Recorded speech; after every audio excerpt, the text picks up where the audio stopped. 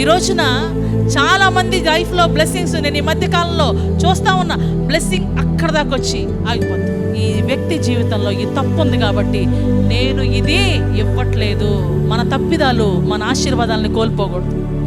మన పాప జీవితం మనకున్నటువంటి గ్రేట్ రివార్డ్ దేవుడిది ఇవ్వబోతున్నారో దాన్ని కోల్పోకూడదు అంటే ఒకే ఒక్కటి, మనల్ని మనం సహించుకోవాలి. హౌ?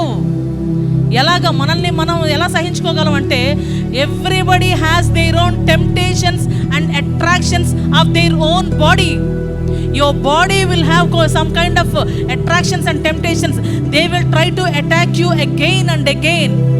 కొంతమందికి స్మోకింగ్ ఉండొచ్చు, కొంతమందికి డ్రింకింగ్ ఉండొచ్చు, కొంతమందికి గుట్కాలు అయి ఉండొచ్చు, కొంతమందికి మొబైల్ అయి ఉండొచ్చు, కొంతమందికి ల్యాప్టాప్ అయి ఉండొచ్చు, కొంతమందికి బయట తిరగటం అయి ఉండొచ్చు, లేదా బ్యాడ్ ఫ్రెండ్షిప్ అయి ఉండొచ్చు, ఎఫ్ఐఆర్స్ అయి ఉండొచ్చు.